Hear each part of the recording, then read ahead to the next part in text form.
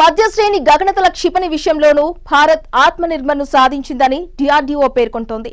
తొలిసారిగా ఎంఆర్ఎస్-ఏఎం క్షిపణిని విజయవంతంగా ప్రయోగించింది. Let's watch. సుదూరంలోనూ లక్ష్యాన్ని విజయవంతంగా ఛేదించడంలో ఎంఆర్ఎస్-ఏఎం క్షిపణి సక్సెస్ సాధించింది. ఈ క్షిపణిని ఇజ్రాయెల్ సహకారంతో డిఆర్డీఓ రూపకల్పన చేసింది. Let's watch. ఎంఆర్ఎస్-ఏఎం మధ్యశ్రేణి గగనతల క్షిపణి రక్షణ వ్యవస్థను భారత సైన్యం డిఆర్డీఓ విజయవంతంగా ప్రయోగించింది.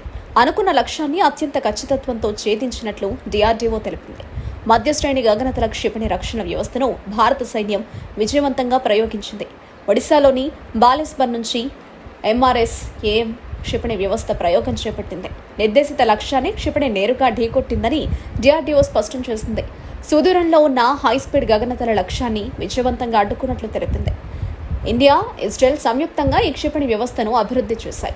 భారత్ నుంచి డిఆర్డీఓ, ఇజ్రాయెల్కు చెందిన directorate of research and development, Israel aerospace industries ఈ ప్రాజెక్టులో భాగస్వామ్యమయ్యాయి. ఇండియన్ ఆర్మీ కోసం ఇజ్రాయెల్ సంస్థ ఐఏఐతో కలిసి డిఆర్డీఓ ఈ మిసైల్ సిస్టమ్ను తయారు చేసింది. రాకెట్ మోటార్ కంట్రోల్ సిస్టమ్స్ను డిఆర్డీఓనే సొంతంగా రూపొందించింది. శత్రు దేశాల నుంచి వచ్చే యుద్ధ విమానాలు, డ్రోన్లు, హెలికాప్టర్లు, గైడెడ్, అన్గైడెడ్ మిసైళ్లు, సబ్సోనిక్, సూపర్సోనిక్ మిసైళ్లను నాశనం చేసే సత్తా ఈ మిసైల్ సొంతం. బాలిస్టిక్ క్రూయిజ్ క్షిపణులను సైతం అది అడ్డుకోగలదని 60 కేజీల వార్ హెడ్లను మోసుకెళ్లే క్షిపణులు ఇందులో ఉంటాయి. ఇప్పటికే ఈ క్షిపణి వ్యవస్థ వాయుసేన అమ్ముల పొదిలో చేరింది. ప్రస్తుతం సైన్యం కోసం ప్రయోగాలు జరుగుతున్నాయి. ఈ క్షిపణి 70 కిలోమీటర్ల దూరంలోని లక్ష్యాలను శబ్ద వేగాన్ని మించిన వేగంతో దూసుకెళ్లి ధ్వంసం చేయగలదు. అత్యాధునిక రేడియో ఫ్రీక్వెన్సీ స్పీకర్ ద్వారా శత్రు విమానాలు, హెలికాప్టర్లు, గైడెడ్ బాంబులు, క్రూయిజ్ క్షిపణులను గుర్తించి కూల్చివేస్తుంది. దేశీయంగా అభివృద్ధి చేసిన డ్యూయల్ పల్స్ రాకెట్ మోటార్ని ఇందులో ఉపయోగించారు. ఇప్పటికీ ఈ క్షిపణి వ్యవస్థ వాయుసేన అమ్ముల పొదిలో చేరింది. ప్రస్తుతం సైన్యం కోసం ప్రయోగాలు కొనసాగుతున్నాయి. కాగా ఈ క్షిపణి 70 కిలోమీటర్ల దూరంలోని లక్ష్యాలను శబ్ద వేగాన్ని మించిన వేగంతో దూసుకెళ్లి ధ్వంసం చేయగలదు.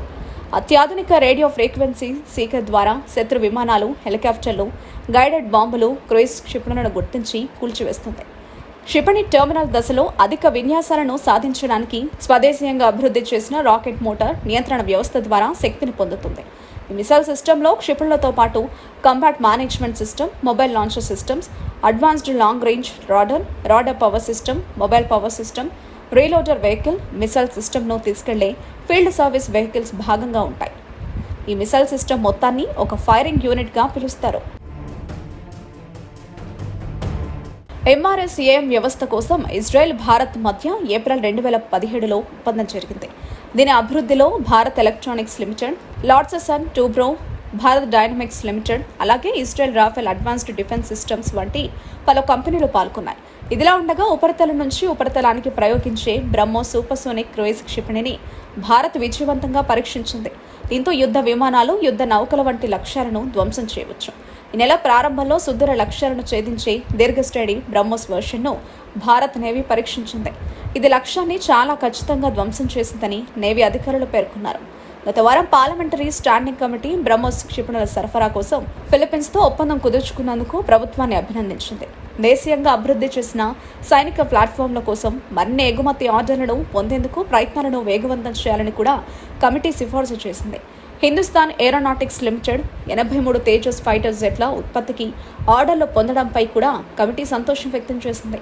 రక్షణ శాఖ medium range surface to air missile అధునాతన వర్షన్ను ప్రయోగించింది. సుదూరంగా ఉన్న వైమానిక లక్ష్యాన్ని అత్యంత ఖచ్చితంగా క్షిపణి ఛేదించింది.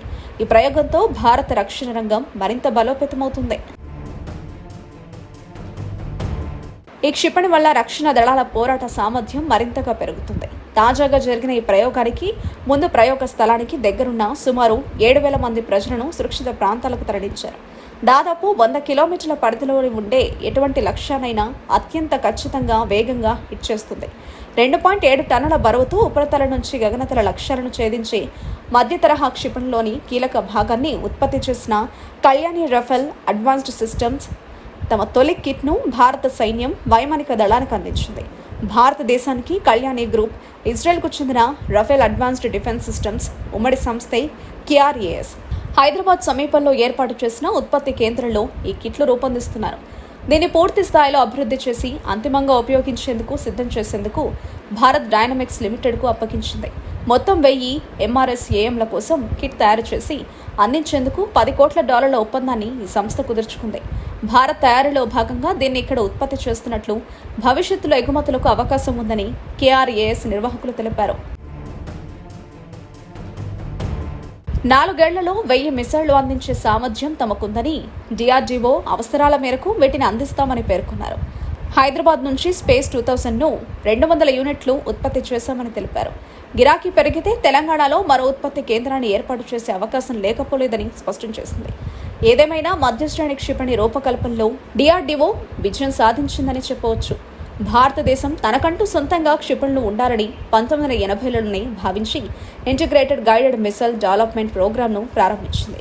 అయితే ఆ కాలం నాటి టెక్నాలజీలతో పనిచేసే క్షిపణులను 21వ శతాబ్దానికి అనుగుణంగా మార్చుకోవాలని రక్షణ పరిశోధన అభివృద్ధి సంస్థ 5 ఏళ్ల క్రితం చేపట్టిన సంకల్పానికి అనుగుణంగానే సరికొత్త క్షిపణుల ఆవిర్భావం సాగుతోంది. DRDO స్వదేశీ ఆయుధ వ్యవస్థల అభివృద్ధికి అధిక ప్రాధాన్యం ఇస్తున్న విషయం తెలిసిందే. అయితే తాము ఒకవైపు క్షిపణి వ్యవస్థలను అభివృద్ధి చేస్తూనే ఇంకోవైపు రక్షణ దళాలకు అవసరమైన అత్యాధునిక ఆయుధాలను కూడా అభివృద్ధి చేస్తున్నామని DRDO పేర్కొంది.